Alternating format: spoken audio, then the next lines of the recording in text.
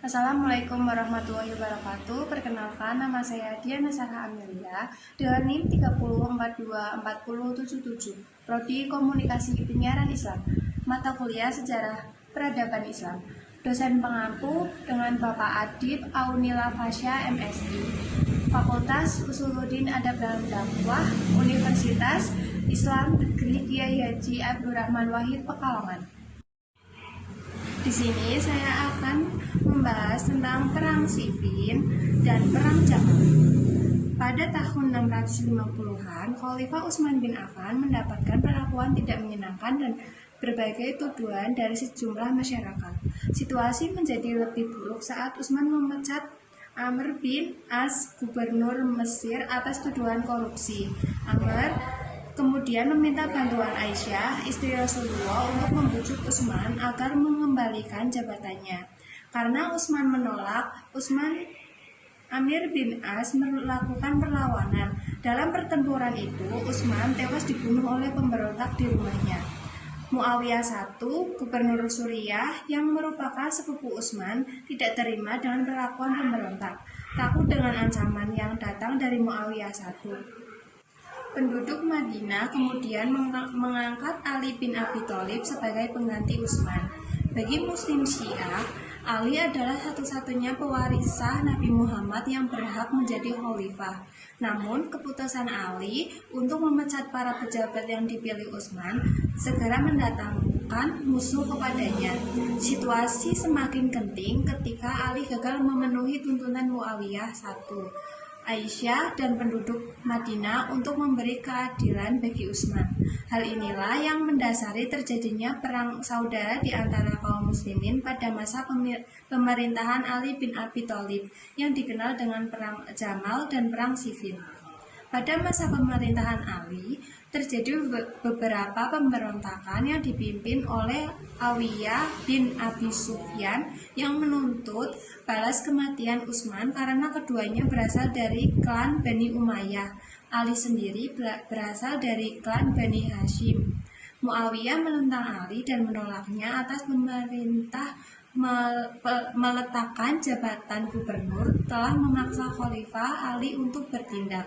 Pertempuran sesama muslim terjadi lagi di kota tua Siffin.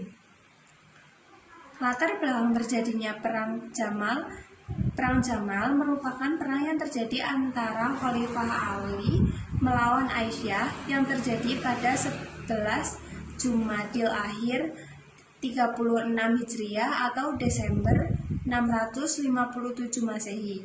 Berlangsung tidak sampai sehari. Perang ini berasal dari perbedaan pendapat antara Sayyidina Ali, Muawiyah, Thalhah, Zubair, dan Aisyah dalam penyelesaian kasus pembunuhan terhadap Khalifah Utsman ibnu Affan. Perang ini terjadi karena kebijakan politik yang menuai pro dan kontra dari beragam pihak serta desas-desus atau fitnah tentang keterlibatan Khalifah Ali terhadap pembunuhan Khalifah Utsman yang tersebar di antara kaum muslimin, sehingga membuat banyak pihak terus-menerus mendesak Khalifah Ali untuk menegakkan hukum syariah terhadap pemberontak yang membunuh Utsman. Dengan kematian Thalhah dan Zubair, nasib peperangan telah diketahui pasti.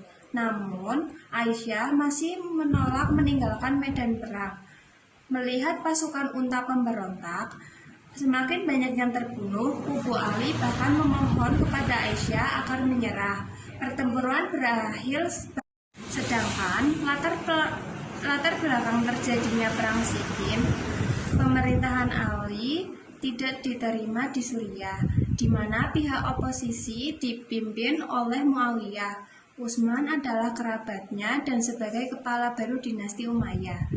Tugasnya sebagai pemimpin bangsa Arab adalah membalaskan kematian Utsman. Suku-suku Mekah yang kaya dan orang-orang Arab Suriah menghargai pemerintahannya yang kuat dan bijaksana. Awalnya Ali tidak mengambil langkah apapun terhadapnya karena memalukan jika para kerabat dan sahabat Nabi saling menyerang satu sama lain. dan itu sesuatu yang amat tidak mengenakan. Misi Nabi Muhammad SAW adalah untuk mempromosikan kesatuan di antara Muslim dan untuk memadukan umat Islam, sehingga mencerminkan keesaan Tuhan.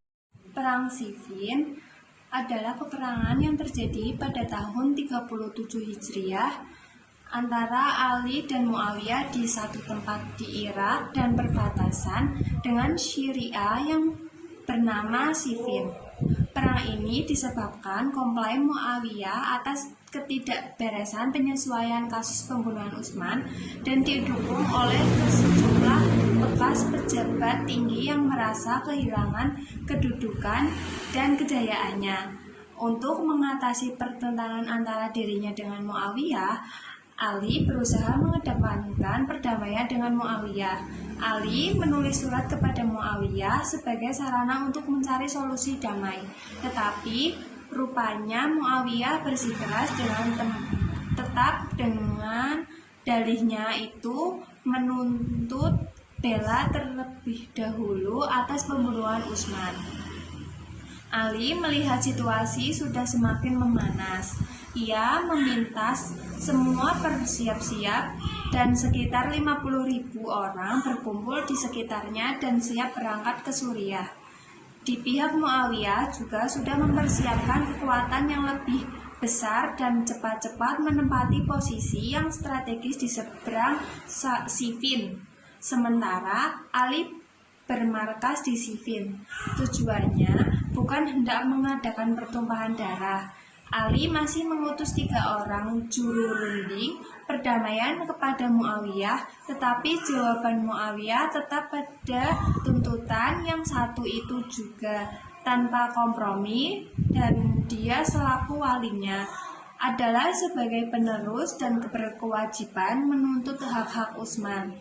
Namun, atas inisiatif dan usulan Panglima Perang Muawiyah, Amr bin As mengusulkan untuk mengacungkan Al-Quran dengan tombaknya yang mempunyai arti bahwa mereka mengajak berdamai dengan menggunakan Al-Quran dan membuat Khalifah Ali menerima tawaran tersebut. Cara ini kemudian dikenal dengan istilah tahkim, dan memang taktik inilah yang kemudian dilaksanakan oleh pihak Muawiyah. Imam Ali menyadari bahwa itu adalah sebuah siasat. Tetapi sebagai pemuka pasukannya yang dikenal orang-orang baik, tidak sependapat. Mereka siap berhenti bertempur. Mereka sudah jemu berperang yang sudah berlangsung selama 3 bulan dan memaksanya menerima gencatan senjata dengan jalan tahkim. Perbedaan pendapat ini telah menimbulkan ketidakserasian di antara pengikut Imam Ali, antara yang ingin terus bertempur dengan yang setuju dengan gencatan senjata. Perundingan damai berlangsung pada bulan Ramadan 34 Hijriah. Setiap pihak menunjuk wakil yang akan menjadi hakim dalam perundingan. Dari pihak Muawiyah ditunjuk Amr bin As, sedang dari pihak Ali semula diusulkan Abdullah bin Abbas. Tetapi pilihan Ali itu diprotes oleh sebagai tentaranya dengan alasan bahwa ia adalah kerabat Ali, putra pamannya. Akhirnya dengan berat hati, Ali menyetujui Abu Musa al-Asy'ari. Kedua hakim itu mempunyai watak dan sikap yang sangat berbeda. Amr bin As dikenal pandai siasat, sementara Abu Musa adalah orang yang lurus, rendah hati, dan mengutamakan kedamaian. Para sejarawan mengatakan bahwa ketika perundingan selesai, Abu Musa meminta kepada Amr supaya ia menyampaikan hasil keputusan itu, tetapi Amr yang konon banyak memperhatikan sikap rendah hati dan hormat kepada Abu Musa mengatakan kepadanya supaya dia yang maju lebih dulu menyampaikan hasil tahkim tersebut. Abu Musa pun maju dan berkata di hadapan publik, "Setelah kami mengadakan pembahasan, kami tidak menemukan jalan keluar yang lebih baik.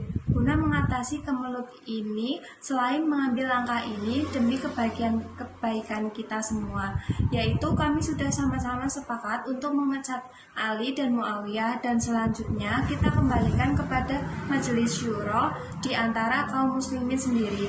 Setelah itu, Amr bin As maju dan berkata, Abu Musa telah memecat sahabatnya itu, dan saya ikut memecat orang yang telah dipecatnya.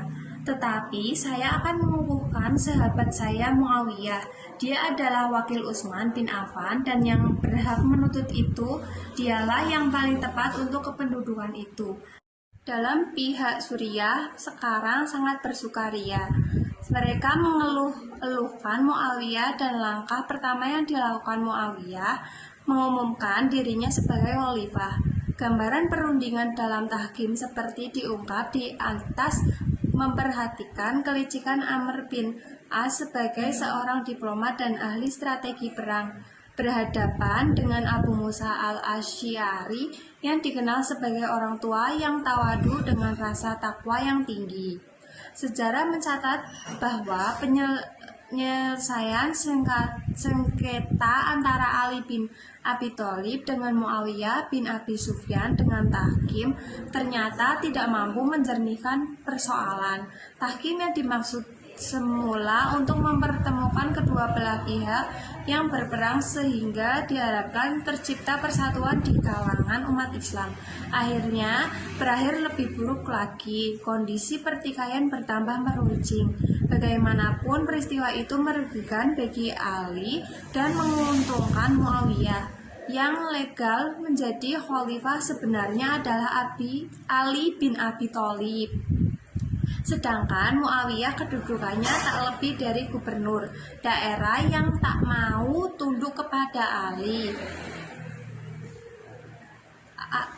bin Abi Thalib, sampai beliau terbunuh pada tahun 661 Masehi.